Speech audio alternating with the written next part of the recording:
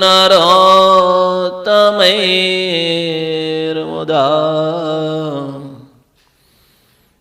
ધર્માનંદનમહં વિચિંતય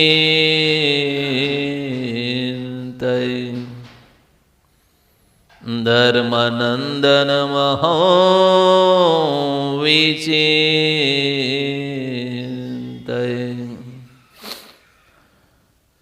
ઓમ અવતારીને શ્રી સ્વામિનારાયણાય નમો નમઃ. ઓમ શ્રી હરિ કૃષ્ણાય નમો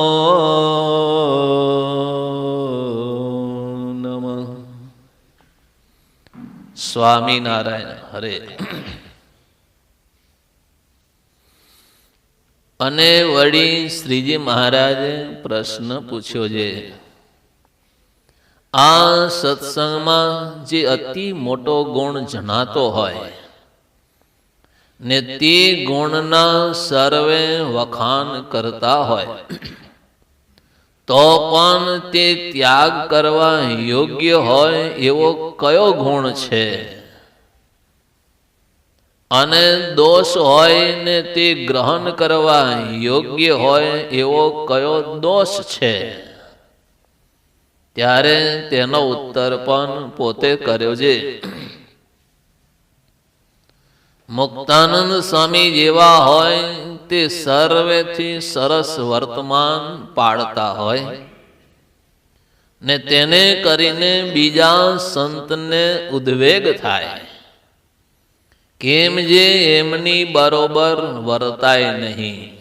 તે સારું એ ગુણ યદ્યપી મોટો છે તો પણ તેનો ત્યાગ કરીને સર્વ સંતને બરોબર વર્તવો અને બરોબર વર્તવારૂપ દોષ છે તો પણ એનું ગ્રહણ કરવું. અને વળી શ્રીજી મહારાજે પ્રશ્ન પૂછ્યો છે, આ સંતમાં એવો કયો એક દોષ છે જેનો ત્યાગ કરે ત્યારે સર્વે દોષ માત્રનો ત્યાગ થઈ જાય? અને એવો કયો એક ગુણ છે જે એક આવે સર્વે ગુણ આવે? ત્યારે તેનો ઉત્તર પણ પોતે કર્યો છે. જો દેહાભિમાન રૂપ દોષ છે તો તેમાં સર્વે દોષ રહ્યા છે ને તેનો ત્યાગ કરે તો સર્વે દોષનો ત્યાગ થઈ જાય છે. અને હું તો દેહથી નોખો જે આત્મા તે છું એવો જે આત્મનિષ્ઠા રૂપ એક ગુણ તે આવે તો સર્વે ગુણ માત્ર આવે છે. સહજાનંદ સ્વામી મહારાજની જય.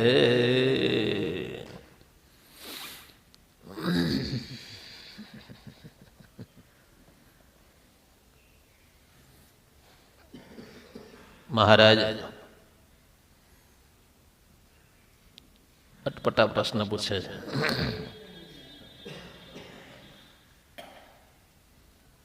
નિર્ણય ન થાય કે થાય? નિર્ણય ન થાય એવા અટપટા પ્રશ્ન છે. એક બાજુ એમ કે છે કે મુક્તાનંદ સ્વામી જેવા સાધુને યાદ કરીએ ને તો સર્વે ઘાટ ટળી જાય, એને પ્રાર્થના કરીએ તો અંતરમાં શાંતિ થાય, નિરાંત થઈ જાય. અને બીજી બાજુ એમ કે મુક્તાનંદ સ્વામી જેવા હોય, સરસ વર્તમાન પાડતા હોય ને એને કરીને જો બીજાનો ઉદ્વેગ થાય તો ત્યાગ કરી દેવાનો. શું ત્યાગ કરવાનો? ગુણને, વર્તમાન રૂપ જે ગુણ, કોને ત્યાગ કરવાનો? મુક્તાનંદ સ્વામીને ત્યાગ કરી દેવાનો.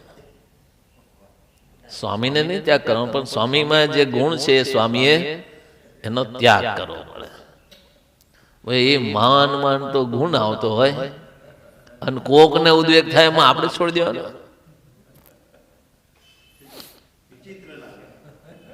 અટપટવું છે તો કાઢવાની જરૂર જ શું? લાવવા એ ગુણ લાવવાની જરૂર શું? જો કાઢી નાખવાનો હોય તો લાવવાની જરૂર, પણ એમાંય વિવેક છે. કોકને ઉદ્વેગ થાય, કોકને ઉદ્વેગ થાય. અત્યારે તો બધાને ઉદ્વેગ થાય. અત્યારે તો બધાને ઉદ્વેગ થાય, ઉદ્વેગ થાય.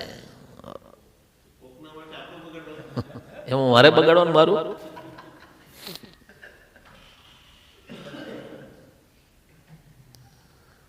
પણ એમાંય વિવેક છે. જે સ્વામીમાં એ વિવેક પાછો હતો પણ ખરો, ત્યાગ પણ કર્યો, ગુણનો ત્યાગ પણ કર્યો અને પાછો વિવેક પણ દેખાડીને રાખ્યો પણ ખરો. રોટલો રાતના ખાધોય ખરો,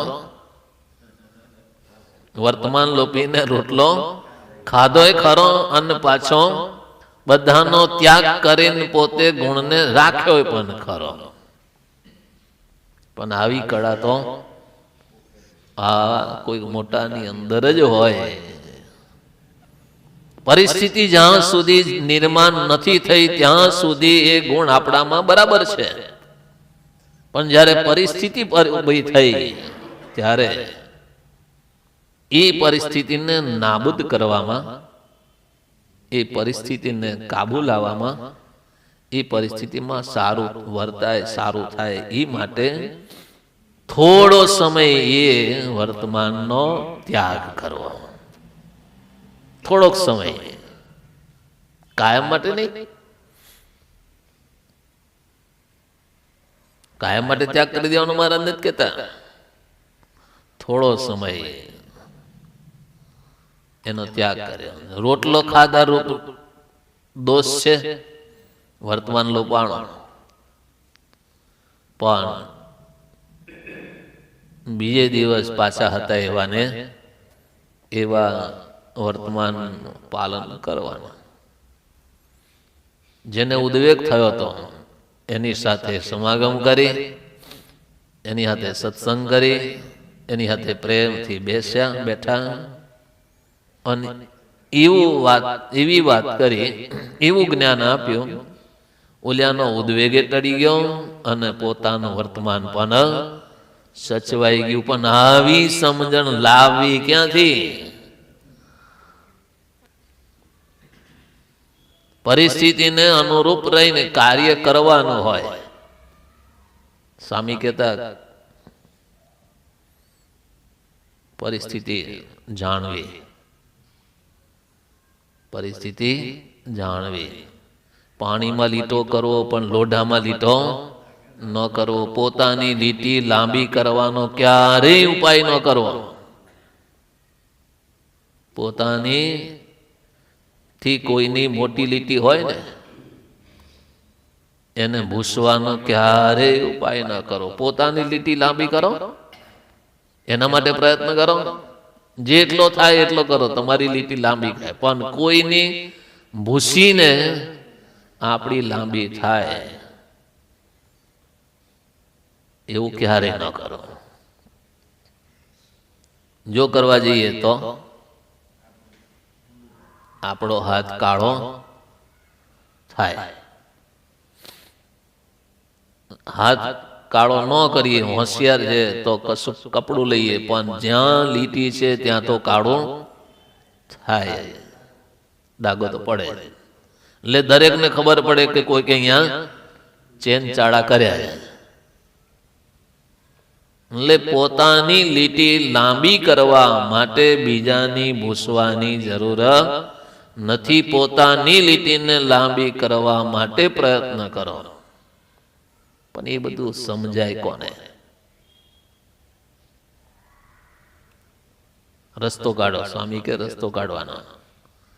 પરિસ્થિતિ થાય ને તો રસ્તો કાઢો, પણ લોઢામાં લીટો થાય ને એવું કામ ન કરો,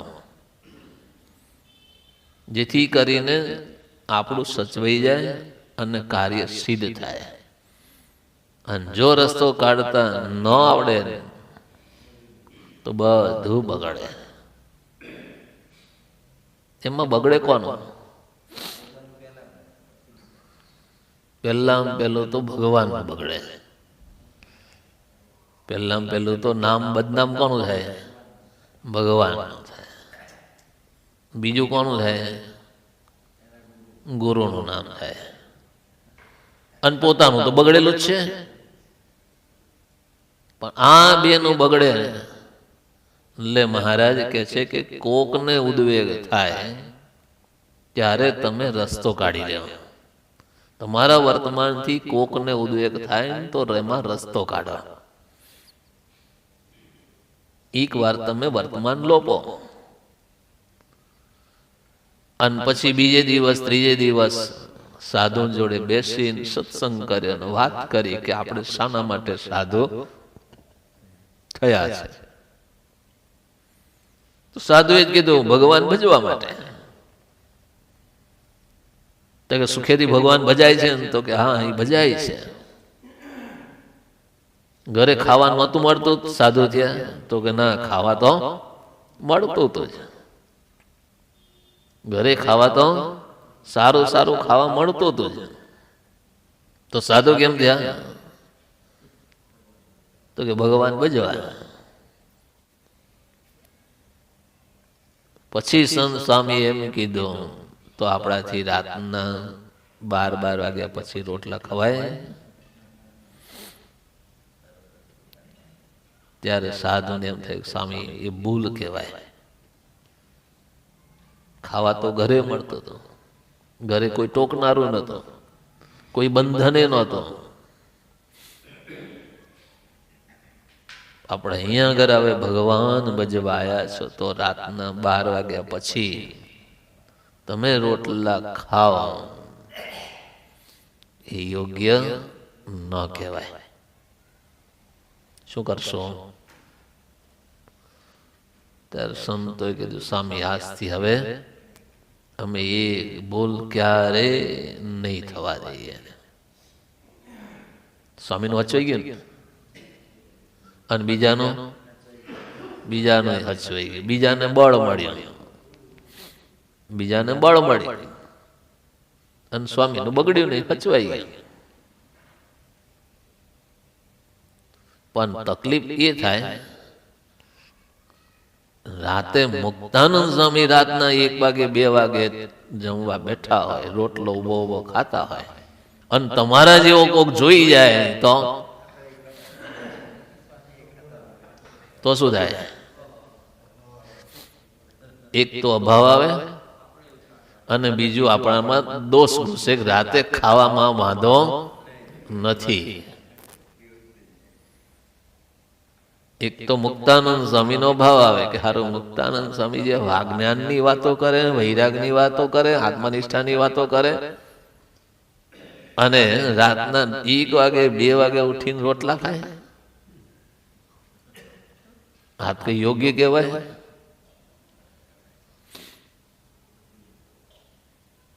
લે સ્વામીનો આવે અભાવ.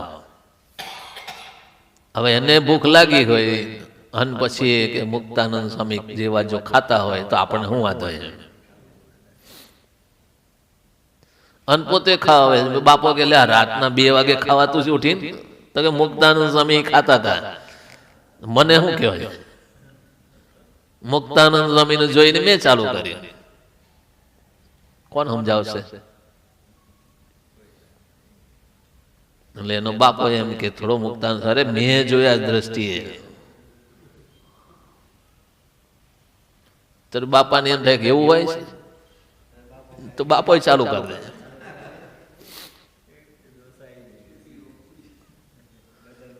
બધાનું બગડે. પણ એમાં વિવેક રાખવાનો હોય. જેટલા સાધુ હતા ને એટલા જ જોયું હતું ને એટલા બધાના અંતરમાંથી જે કંઈ થયું હતું ને ઉદ્વેગ હતો ને બધાનો સ્વામીએ કાઢી નાખ્યો. મર્યાદિત વ્યક્તિઓ હતા, પણ ભગવાન પછી એને જો સુધારવાનો હોત ને હશે ને તો એ છોરાને પણ મુક્તાનંદ સ્વામી પાસે પાછો એનો યોગ કરાવે ને કહી દે ને સમજાવી દે ને થઈ જાય. જેમ આત્માનંદ સ્વામીને ભવાઈ ગયો, ઘી વાળી ખીચડી ખવડાવી તો ભવાઈ ગયો. મહારાજ તમે મોટા મોટા મોટા કરો પણ એ તો વર્તમાન લોભે.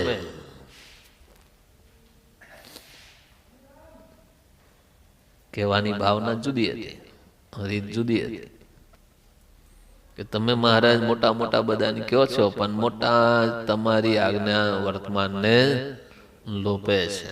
મહારાજ કે હમારા મોટા લોપે, બોલાવો. મુક્તાનંદ સ્વામી બોલાય અને મુક્તાનંદ સ્વામી બોલાય. મહારાજ કે અલ્યા મુક્તાનંદ સ્વામી તમે વર્તમાન લોપો છો એવી વાત તમને ફરિયાદ આવી. મહારાજ સાચી વાત છે. સ્વામીએ સ્વીકાર લીધું, સાચી વાત છે મહારાજ, જે કઈ ફરિયાદ આવી, જે કઈ વાત સાંભળવા તમને મળી એ વાત સાચી છે. એટલે મહારાજ આશ્ચર્ય પામે કે સ્વામી તમે વર્તમાન લોપો, અમારી આજ્ઞાનું ઉલ્લંઘન કરો એ અમને હજુ મનાતું નથી. નાના મહારાજ વાત સાચી છે, ખોટી નથી. તમારી આજ્ઞાનું ઉલ્લંઘન કર્યું, જે હોય એ પ્રાયશ્ચિત આપો. શું કર્યું? શું ભગવાન નહીં જાણતા હોય? જાણતા જ હોય. પણ મહારાજ કે શું કર્યું કયો તો અમને. એટલે આત્માનંદ સ્વામીની હાજરીમાં જ મુક્તાનંદ સ્વામી કીધું મહારાજ અમે ગામડે વિચરણ કરતા હતા. તે વિચરણ કરતા કરતા એક દિવસ નકોડો થયો, બીજો દિવસ નકોડો થયો, ત્રીજો દિવસ પણ અનાજ વિનાનો ત્રીજો દિવસ ગયો. અને ત્યાં એક બ્રાહ્મણ અમને મળ્યો અને એ બ્રાહ્મણ મને ઓળખતો હશે ખબર નહીં, એને મારા પ્રત્યે પ્રેમ થયો, ભાવ થયો. હતો ગરીબ, પણ એના અંતરમાંથી સંકલ્પ થયો કે આ સાધુને હું જમાડું. અમને કીધું કે સંતો મારા ઘરે પધારો, આપ મારા ઘરે રસોઈ જમો. હું રસોઈ બનાવું, બ્રાહ્મણ છું. મુક્તાનંદ સ્વામી કે મેં હા પાડી. અને એને ગરીબ હતો એટલે એને ખીચડી જ ખાલી બનાવી હતી.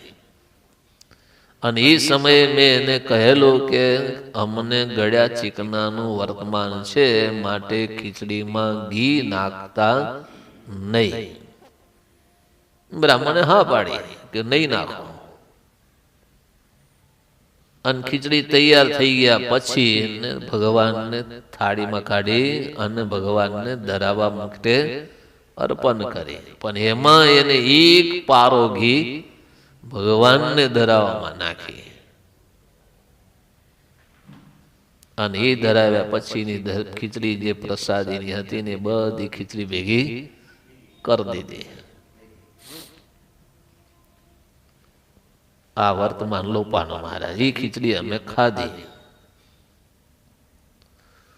આત્માનંદ સ્વામી અમને કીધું કે ભાઈ આમાં ખીચડી છે, આપણાથી ન ખવાય, મહારાજની આજ્ઞાનો ભંગ થાય, માટે ખવાય નહીં, માટે ઊભા થાવ. એટલે સ્વામી ઊભા થઈ ગયા.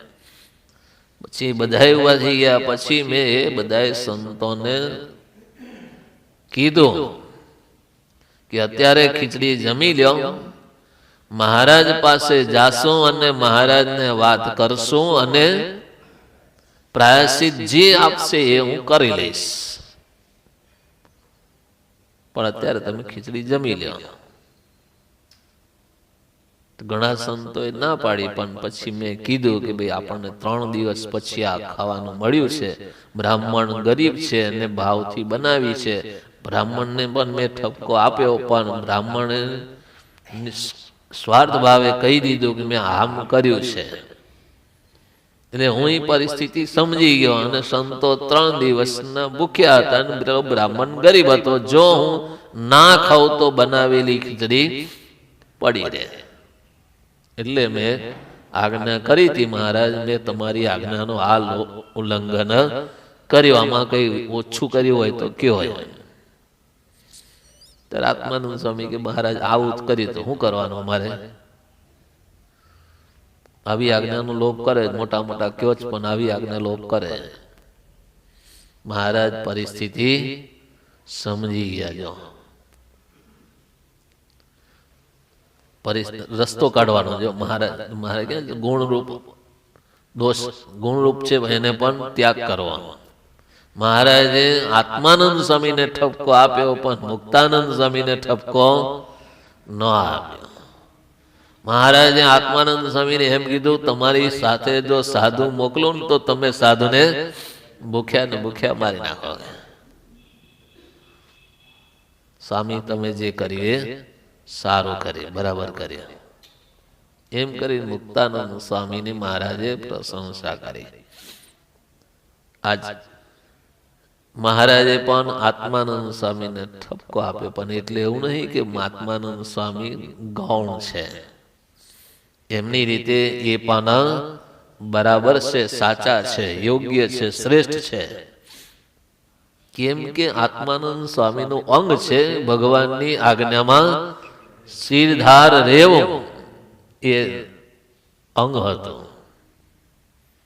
એટલે મહારાજે વચનામૃતમાં આત્માનંદ સ્વામીને કીધું છે, લખ્યું છે કે આત્માનંદ સ્વામીને કયું અંગ? તો કે ભગવાનની આજ્ઞાનો લોપ ન થાય એ અંગ છે. ત્યાં મહારાજે પ્રશંસા કરી.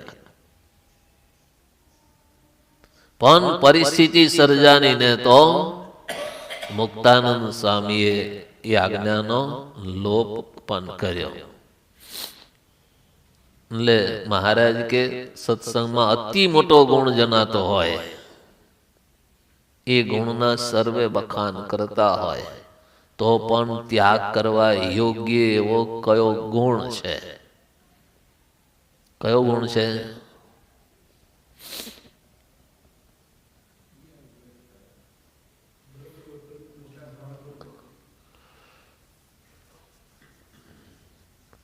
સર્વથી સરસ વર્તમાન પાળવા રૂપ જે ગુણ છે એ સર્વથી મોટો છે.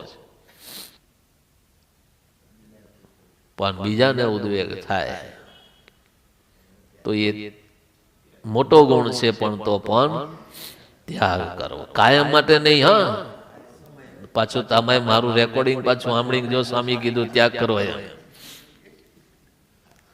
આ તો મીડિયા છે, આ તો સારું શું હારે કહેવાય, ટેકનોલોજી છે. મીડિયાની વાત નથી કરતો, ટેકનોલોજીની વાત કરું. એમાંથી સારું અડધું કાપી નાખે ને જો આને આવું કીધું હતું. અત્યારે તો આ બહુ હાલે, અધૂરું વાક્ય કાપી નાખવાનું. એટલે જો આને આવું બોલ્યો છે, આ અવાજ હા તમે ઓળખો છો? તો કે આ કોણ છે? એટલે કાયમને માટે એ પરિસ્થિતિ સર્જાય, કોઈકને ઉદ્વેગ થાય એટલા પૂરતો એનો ત્યાગ કરીને પાછું સ્ટેબલ તો થવાનો છે. એ ગુણને કાયમને માટે રાખવાનો જ છે અને કાઢીને જ નાખવાનો, ત્યાગ નથી કરી દેવાનો. પણ આજ એ પરિસ્થિતિ આવી ત્યારે જો ન ત્યાગ કરે ને તો બધું જાજુ બગડે, અને હાવ કાઢી નાખે ને તો એ જાજુ બગડે. એ મોટો ગુણ વર્તતો હોય એ જો કાયમ માટે કાઢી નાખે ને તો આપણું બગડે ને બીજાનું બગડે. અને પરિસ્થિતિ સર્જાય એ સમયે જો એટલો વિવેક રાખીને ન છોડે ને તો પણ બગડે. પણ એ વિવેક લાવવો ક્યાંથી? એ સમજણ લાવવી ક્યાંથી? એટલે કે છે શાસ્ત્રો, એટલે મહારાજ કે છે કે આ સત્સંગ છે ને સમજણનો છે. એમને એમ નથી કીધો, ગાડરિયા પ્રવાહનો નથી, સમજણનો. જ્યાં સુધી એવી સમજણ ન આવે ને ત્યાં સુધી કાર્ય સિદ્ધ થાય જ નહીં. વર્તાન પરિસ્થિતિ સર્જાય, એવું ના નથી, ના સર્જાય, પણ એમાંથી રસ્તો કેમ કાઢવો ને એ સમજણ જોઈએ. જો સમજણ હોય ને તો ઘણું બધું સુધરી જાય. રસ્તો કાઢવા એમ અહીં મહારાજ પણ રસ્તો કાઢવા માટે પરિસ્થિતિ જો એવી સર્જાય, કોકને ઉદ્વેગ થાય, તો મહારાજ કે એ ગુણનો ત્યાગ કરો.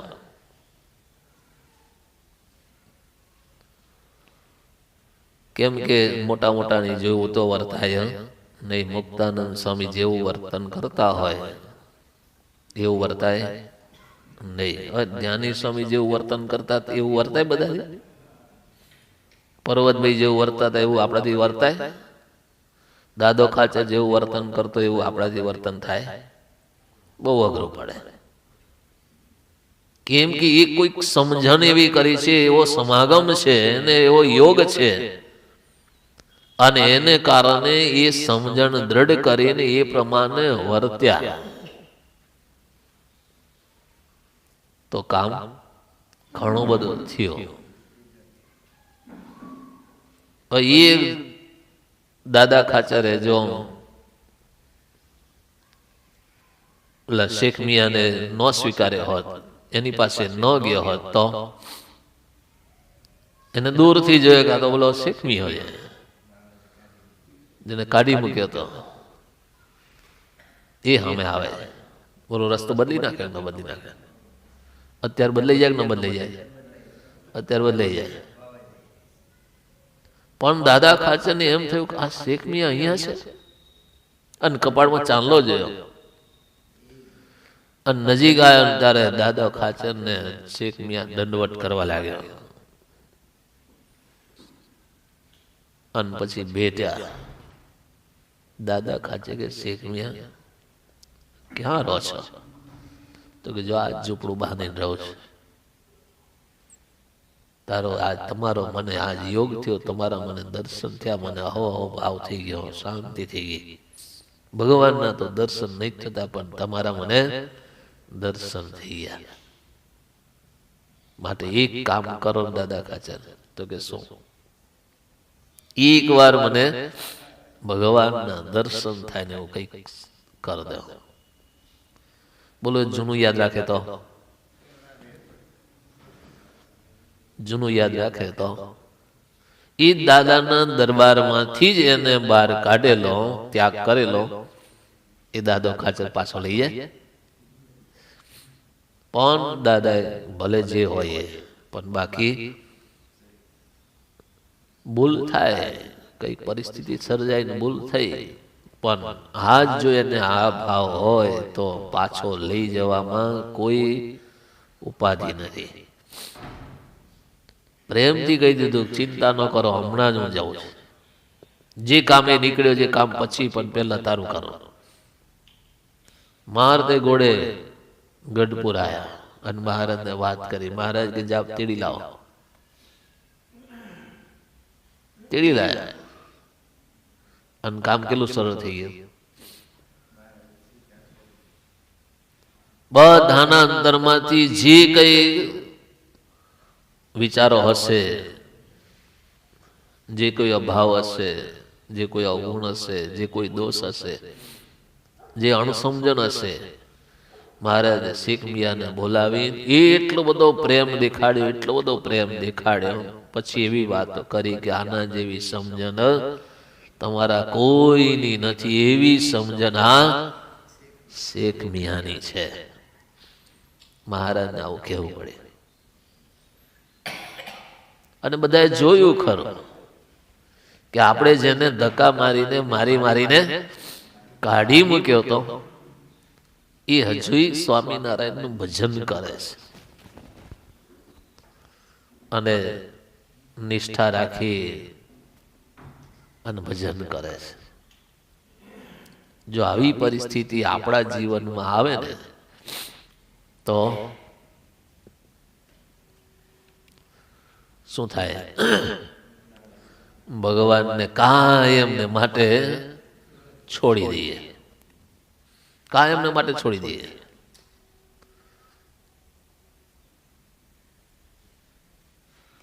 અને ભગવાનને છોડી દીધા પછી જીવ ક્યારેય ભગવાનને પામી શકે નહીં. માટે મોટા પુરુષના સિદ્ધાંતને ક્યારે મૂકવા નહીં, ભગવાનના સિદ્ધાંતને ભગવાનને ક્યારેય ભૂલવા નહીં. જો એના સિદ્ધાંતો ભૂલી ગયા, એને મૂકી દીધા ને.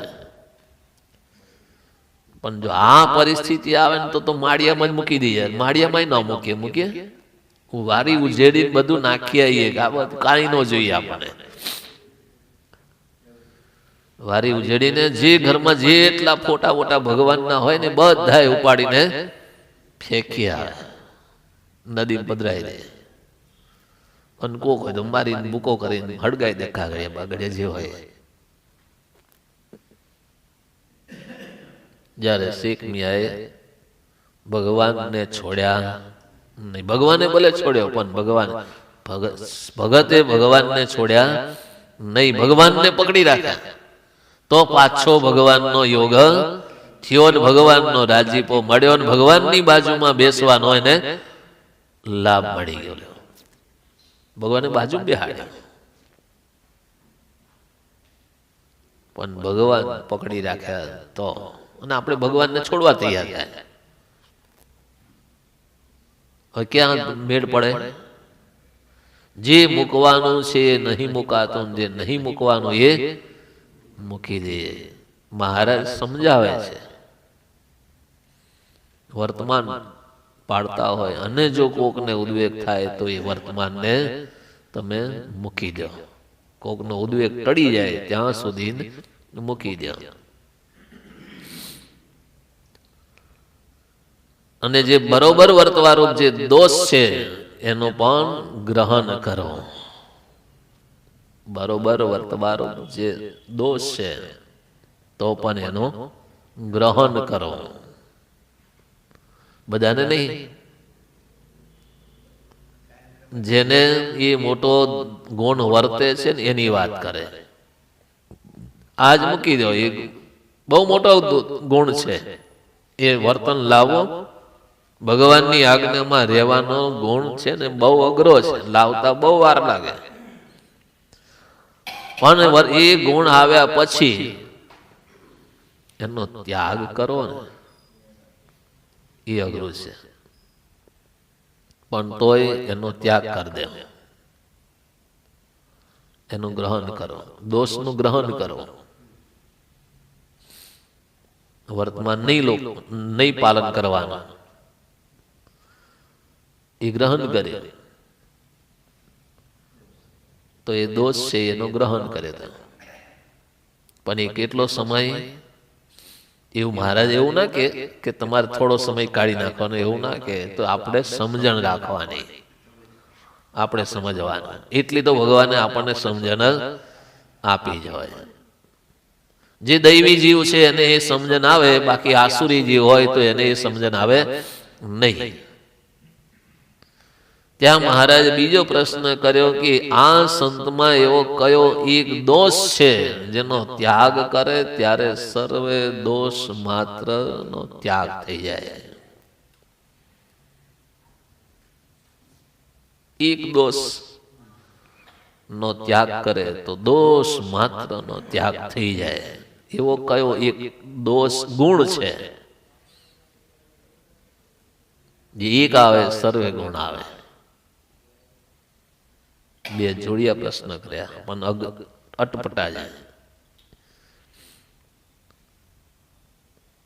એક દોષ છે, એ દોષ છે જેનો ત્યાગ કરે તો દોષ માત્ર ટળી જાય.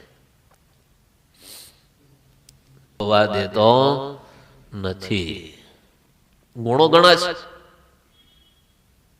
પણ એક દેહાભિમાન રૂપી દોષ છે ને એને કારણે બીજા બધા ગુણ છે ને એ પણ દબાઈ જાય છે. માટે દેહાભિમાન રૂપી જે દોષ છે એનો ત્યાગ કરે તો બીજા દોષ હોય એ પણ ટળી જાય. દેહાભિમાન ટાળવું એટલે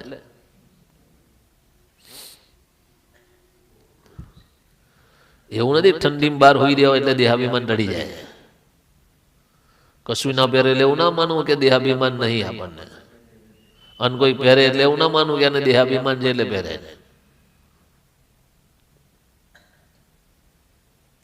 પણ એ જે દેહાભિમાન છે ને એ પરિસ્થિતિ આવે તો જ ખબર પડે, બાકી ખબર પડે નહીં. અને એ સમયે એ દોષ છે ને બીજા ગુણને શોભવા દેતો નથી.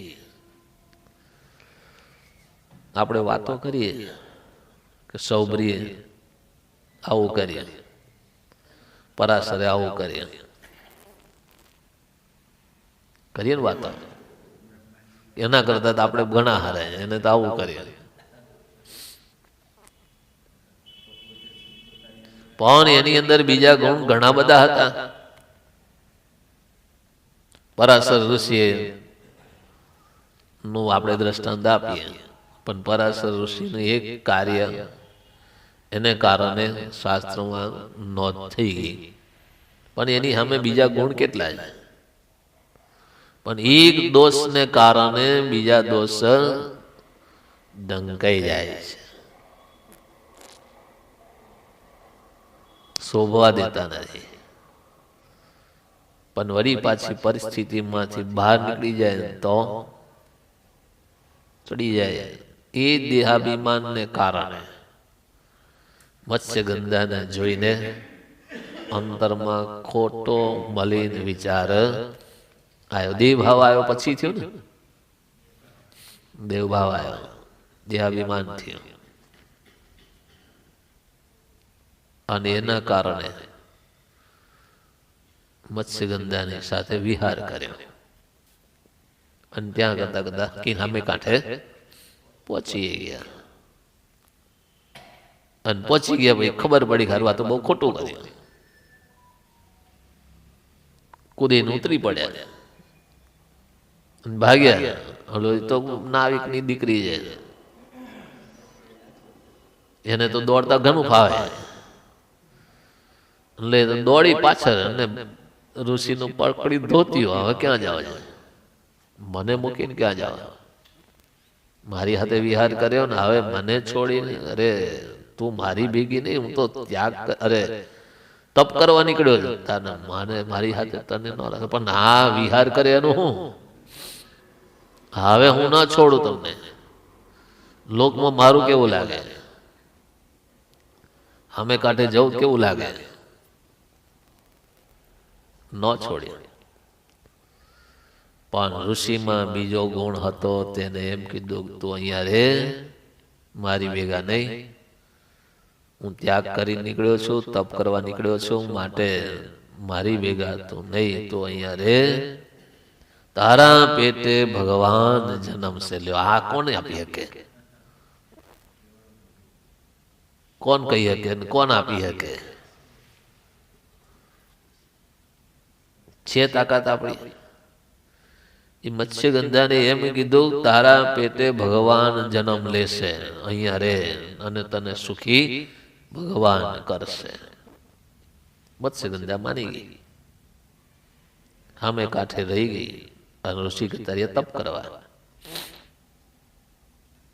સમય આવ્યો તો ખરેખર ભગવાન એના પેટે ભગવાન. કેટલા સમર્થ ઋષિ, પણ આપણે એની નિંદા રૂપે જ ગાઈએ કે આને આવું કામ કર્યું. તપસ્વી છે, ઋષિ મુનિ છે, તપ કરવા નીકળ્યા છે, સંસારનો ત્યાગ કરી નીકળ્યો, સ્ત્રીની હાથે વિહાર કર્યો. બધા ગુણ બટી ગયા.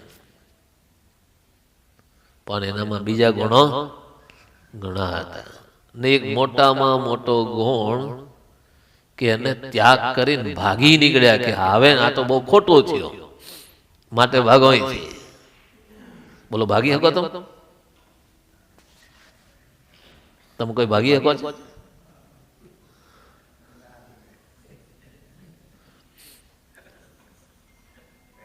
આટલા વર્ષો થયા તોય ભાગી શકો છો? બોલ્યો એક કલાકમાં ભાગી છૂટ્યો કે હવે આની ભેગા ના રહેવાય, તો બહુ નકામું થયું, બહુ ખરાબ થયું. તમે નહીં ભાગી શકો, કેમ કે આપણામાં ભાગવાનો ગુણ નથી. તો પેલા એ શું કર્યું? પરાશરે શું કર્યું? સંબંધ જ બાંધ્યો ને, વિહાર કરે સંબંધ બાંધ્યો, એમને એમ થોડું બંધાણું. અને તમે એમ કહો કે અમે અગ્નિની સાક્ષીએ કર્યો, તો તમે રાખ્યું હું પણ એટલો? અગ્નિ સાક્ષીએ કર્યું તો તમે રાખ્યું હું એટલો? અગ્નિની સાક્ષીએ કરો, બ્રાહ્મણની સાક્ષીએ કરો, અને શાસ્ત્રને સાક્ષીએ કરો, તો એ પ્રમાણે વર્તાય ખરો? તો એ તો વર્તાનું નહીં, તો મૂકી દો ને.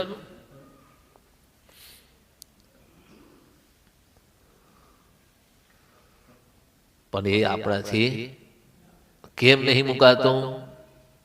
દેહાભિમાન છે એટલે નહીં મુકાતું. અને એ જયારે દેહાભિમાન છૂટે ને ત્યારે બધું છૂટાઈ જાય. પણ એ દેહાભિમાન છે ને આપણને શોભા દેતો નથી. ગુણ ઘણા છે પણ એક દેહાભિમાન રૂપી દોષ છે, એ નહીં છૂટતો. અને એનો જો ત્યાગ કરે તો બધા દોષનો પણ ત્યાગ થઈ જાય. દેહાભિમાન રૂપ જે દોષ છે એનો ત્યાગ કરવો. કેમ ત્યાગ કરવો? બીજા ગુણ ઘણા છે પણ આ દેહાભિમાન કેમ ટાળો? અને જો એમાં કઈક દોષ હોય, પણ દેહાભિમાન રૂપી દોષ જો ટળી જાય ને તો બીજા દોષ પણ ટળી જાય. દેહાભિમાનને કારણે જ બીજા દોષ આવે છે, બાકી નથી આવતા. બાકી તો જ્ઞાન છે જ, જ્ઞાન તો ઘણું બધું છે, પણ દેહાભિમાન રૂપી દોષ છે, એને કારણે બીજા પણ દોષો એને આશરે રહ્યા છે. હમણાં ભગવાનની વાતો કરવાની તમને કહો કેટલી કરો? તો કેવી વાતો કરો? અરે આખી સભાગર જાઓ, એવી વાતો થાય. અને સાંભળનાર એમ થઈ ખરેખર આની જ વાતો સાંભળવી જોઈએ, બીજા કોઈની ના સાંભળાય, એવું થઈ જાય. પણ દેહાભિમાન છે ને એ રૂપી દોષ છે, અને એને કારણે બીજા ઘણા બધા દોષ આવે છે. શાસ્ત્રનું, મહારાજની આજ્ઞાનું ઉલ્લંઘન થાય, મોટા પુરુષની આજ્ઞાનું ઉલ્લંઘન થાય, એના સિદ્ધાંતનું પણ ઉલ્લંઘન થાય, કોઈનો મહિમા સમજાય નહીં, કોઈને મોટાના વિશે પણ હાથ જોડાય નહીં. આ બધા દોષ છે. પણ જો દેહાભિમાન ટળી જાય તો દેહાભિમાન ટાળવા માટે પહેલામાં પહેલો ગુણ તમારે સરળ થવો પડે. અહીં તમારે એમ કે આત્મનિષ્ઠા રૂપ એક ગુણ ને રાખો, તો ગુણ માત્ર આવે, હું આત્મા છું એવું. પણ તમે પહેલા સરળ થાવ. આત્મા રૂપે નહીં થવાય, આત્મા રૂપે નહીં થવાય, પણ એકદમ સરળ થાવ. હું તો એક સામાન્ય વ્યક્તિ છું, તો સેવક છું, તો એની મેળે ઓટોમેટિક આત્મનિષ્ઠા આવશે. સરળ થાવ. આપણે એમ જ માનો કે મારાથી આ બધા મોટા છે, તો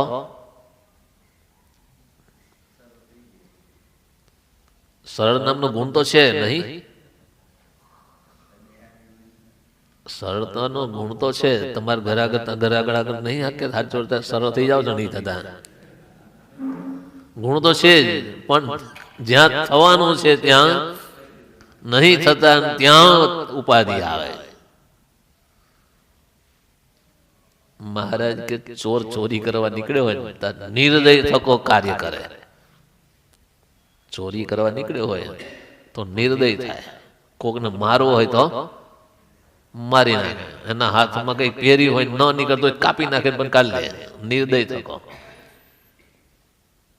પણ ઘરવાળા ઘરે લઈ જાય તો પછી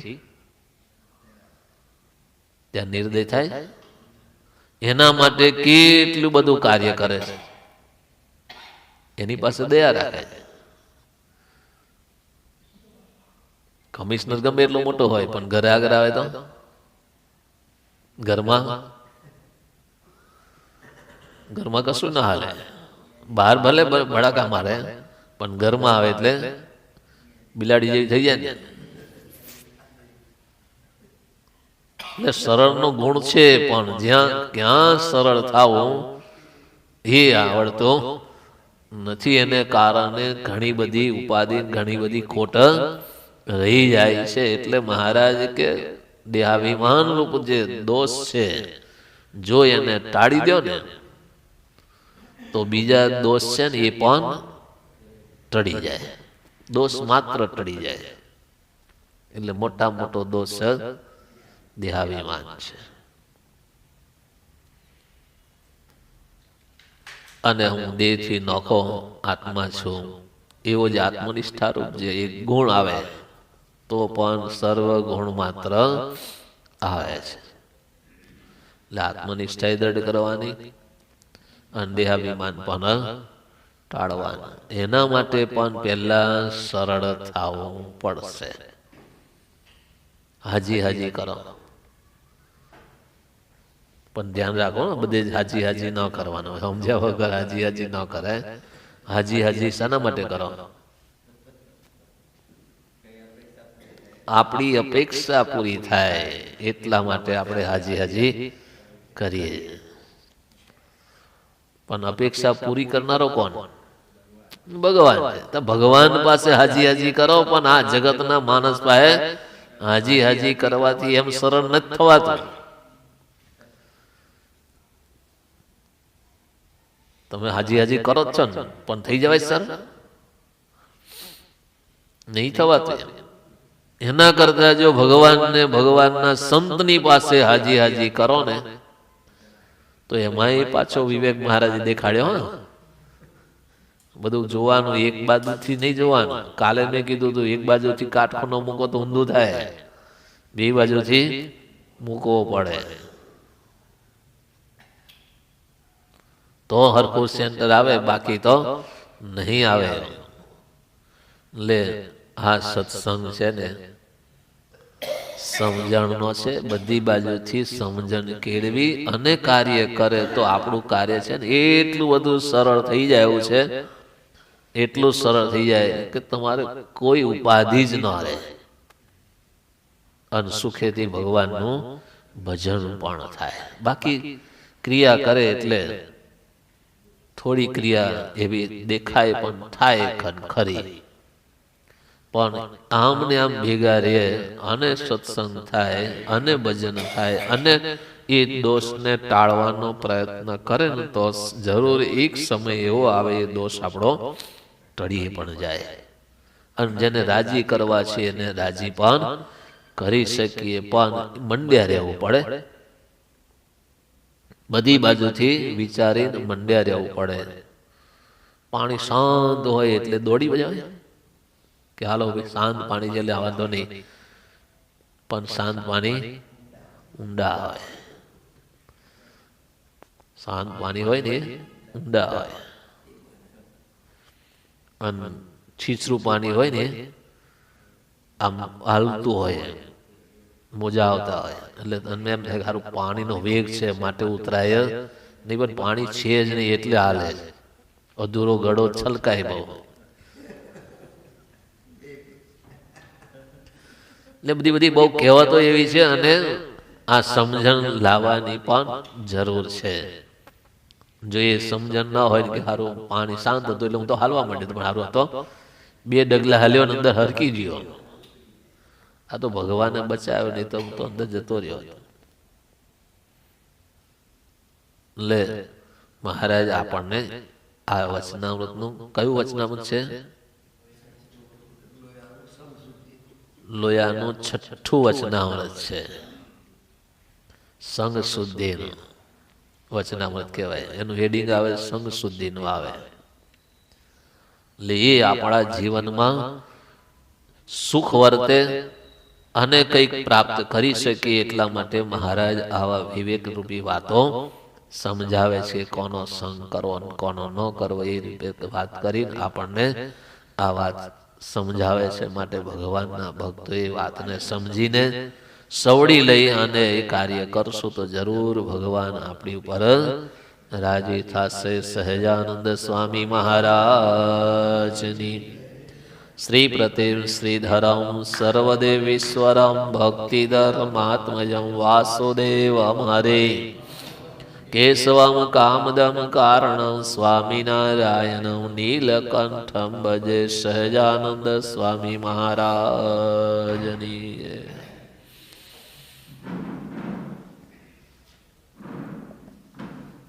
117 પેજ નંબર.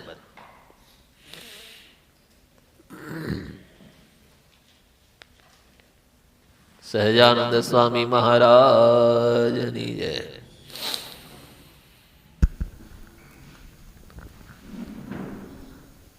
હે ધન્ય ધન્ય એકાદશી આજની રે. હે ધન્ય ધન્ય એકાદશી આજની રે. હે ધન્ય ધન્ય એકાદશી આજની રે. હે ધન્ય ધન્ય એકાદશી આજની. હે રૂડી નિરખી છબી વ્રજ રાજની રે. રૂડી નિરખી છબી વ્રજ રાજની રે. હે ધન્ય ધન્ય હે ધન્ય ધન્ય એકાદશી આજની રે. હે ધન્ય ધન્ય એકાદશી આજની. હે ફૂલડાના છોગાત શિર પર ધર્યા રે. હે ફૂલડાના છોગાત શિર પર ધર્યા રે. હે ફૂલડાના છોગાત શિર પર ધર્યા રે. ફૂલડાના છોગાત શિર પર ધર્યા. હે તે જોઈને મારા ને ના ઠર્યા રે. તે જોઈને મારા ને ના ઠર્યા રે. હે ધન્ય ધન્ય એકાદશી આજની રે. હે ધન્ય ધન્ય એકાદશી આજની રે. હે બાળી કેસર તિલક કરુડો ફાલ મારે.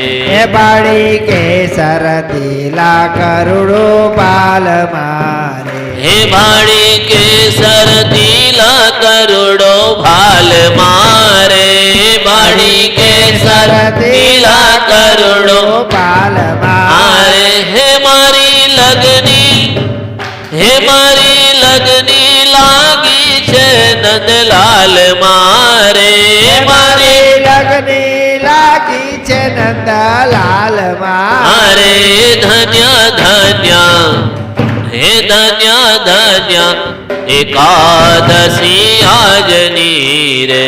હે ધન્ય ધન્ય એકાદશી આજની રે. હે વાકી પ્રકૃતિ મામન મારો ભમે રે. હે વાકી ભ્રુકુટી મામન મારું ભમે રે. હે વાકી પ્રકૃતિ મામન મારો ભમે રે. હે વાકી પ્રકૃટી મામન મારું ભમે. હે હવે બીજો દીઠો તે મને ન ગમે રે. હવે બીજું દીઠું તે મને નવ ગમે રે. હે ધન્ય ધન્ય હે ધન્ય ધન્ય એકાદશી આજની રે. હે ધન્ય ધન્ય એકાદશી આજની રે. હે બ્રહ્માનંદ કહે રૂપાળીની આંખડી રે.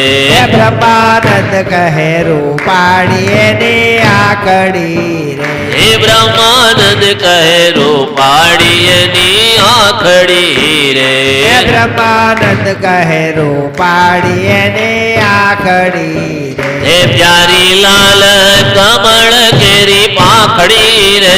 પ્યારી લાલ કમળ કેરી પાખડી રે. હે પ્યારી લાલ કમળ કેરી પાખડી રે. પ્યારી લાલ કમળ કેરી પાખડી રે. ધન્ય ધન્ય